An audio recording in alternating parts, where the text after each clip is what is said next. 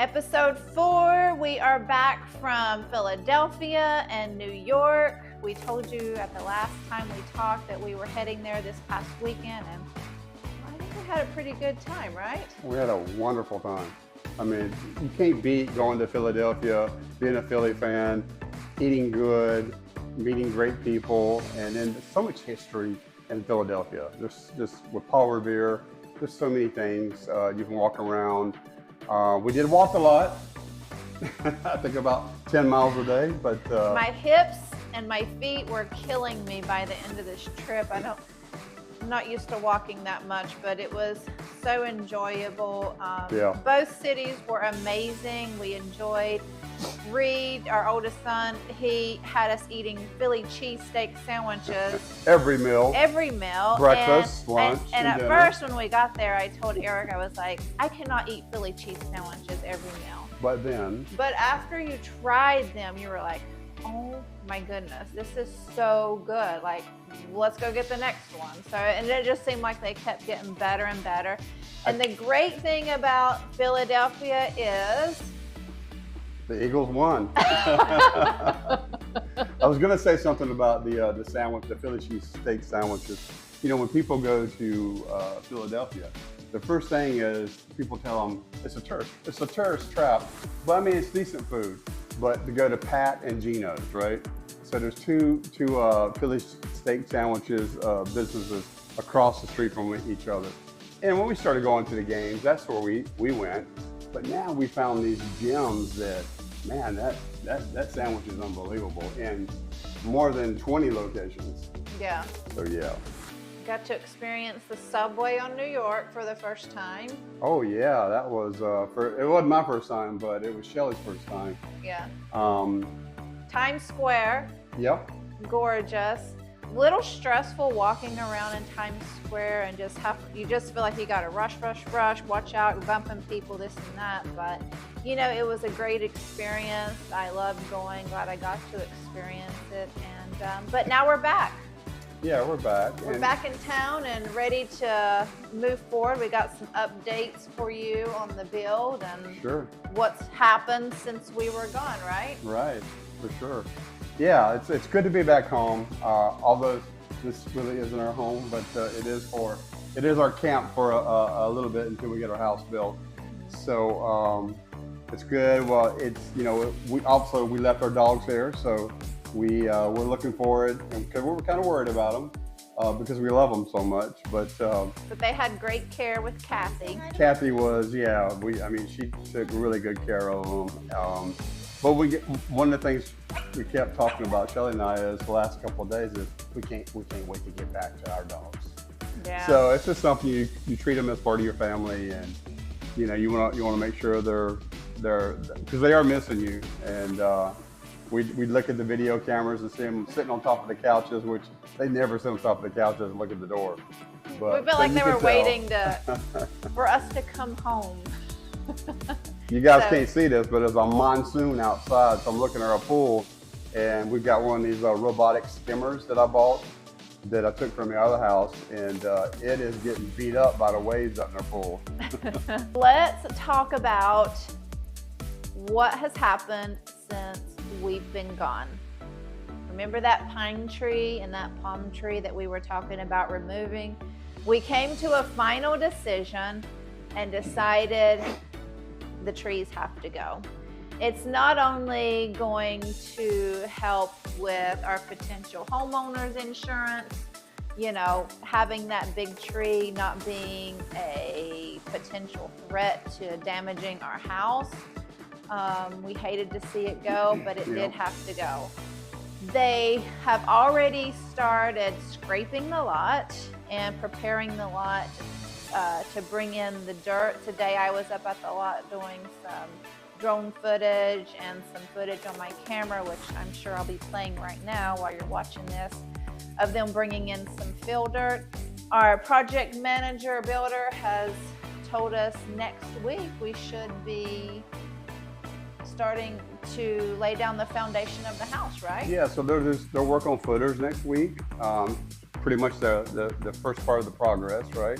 Get those footers in, and they'll They'll continue to bring obviously all the fill dirt to get us up to code, right? Which I think is around that 8 feet in Punta Gorda. And then put the footers in, the stem wall, and you know, some of this stem wall we've never had on a house before. You know, coming from the Carolinas, we built basement homes, right? So our last house was on Lake Hartwell, and pretty slopey lot, right? But we had a full basement that was, you know, 2,000 plus square foot, and it's just different. So when you come down here, but what I did like about our basements in the past is the concrete.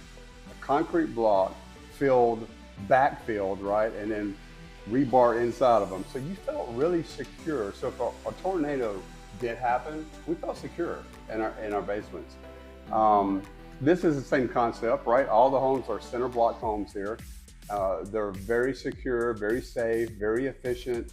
Now I think we were talking about, and we're still going to continue to think about it, but we were talking about flooring, right, in our house. Mm-hmm. And I think we're leaning toward more engineered wood, which is not luxury vinyl. It's actually particles, bits of wood, right? But it is an upgrade from luxury vinyl. Yeah, so, you know, I think we got to get the cost. Has the sound and the feel of real wood flooring, right? But yeah, it does. It has the beauty of it. It has the feel, the sound, and but it goes a little bit further. So it's not this urethane on top of it, which protects it and gives it that gloss look.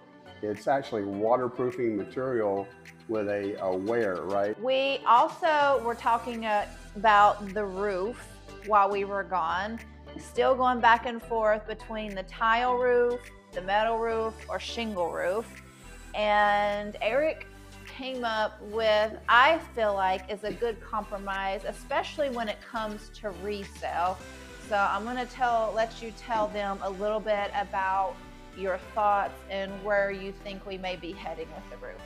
Talked to multiple builders, and then of course our project manager and builder. That's all. He only puts the I think it's the Titan. Maybe it's the Titan Hurricane 160 mile per hour rated roof shingle on. Mm-hmm. And these shingles, like in the house we're in now, because it's been raining a lot throughout August and September. When it rains, you can tell in the back where the pool is that parts of the shingle is coming off. A little bitty specks, right? So on these particular shingles, the hurricane-proof ones, it won't come off. It's basically, they put additional adhesives on there, so it will hold up to the heat, the cold if you're up north, right? But also the hurricane and the winds, right? He said, what about if we put a shingle roof on? Let's use that extra money to go ahead and put a pool in the house. It helps pay for that pool, right? When people come to look at the property and we're looking to resell the property, if we have two of the same exact houses together and one has a shingle roof with a pool and one has a metal roof with no pool, what do you think most buyers are going to pick?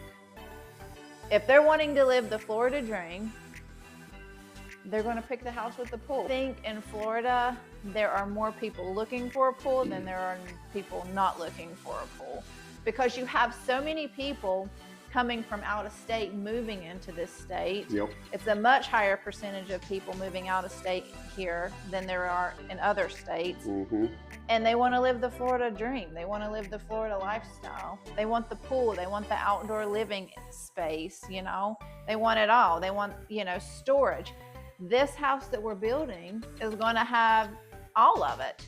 You have the storage space for your multiple cars that you don't have to build, you know, garages and take up a lot of lot. This is a long lot that we're at, but you know, we have so many other plans to do with the garage, having the pool, being close to beaches and things to do. Mm-hmm. Fisherman's Village, if you've never been to Fisherman's Village in Punta Gorda. It's a cool place, yeah. Very nice place. So we just feel like, you know, we're building a home that's going to be attractive to so many people in so many different areas. of their lifestyle, whatever that may be. It just doesn't have to be an RV to get an RV garage home. You can buy this RV garage home and just plan for this RV garage space to be whatever you want it to be. Yeah, because storage is a premium around here, right, in Southwest Florida.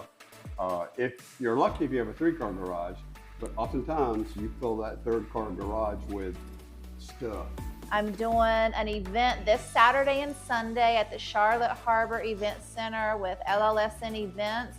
It is a fall arts and crafts show. I'm presenting my new marketing material to all the people that attend this event.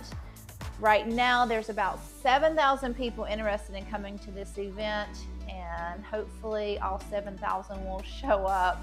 Well, guys, thank you so much for watching again. We love sharing this information.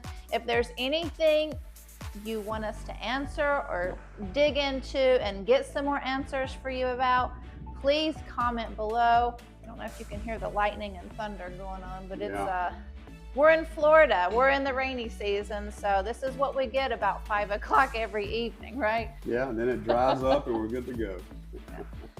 Like and subscribe. You know, when you subscribe, you are supporting us.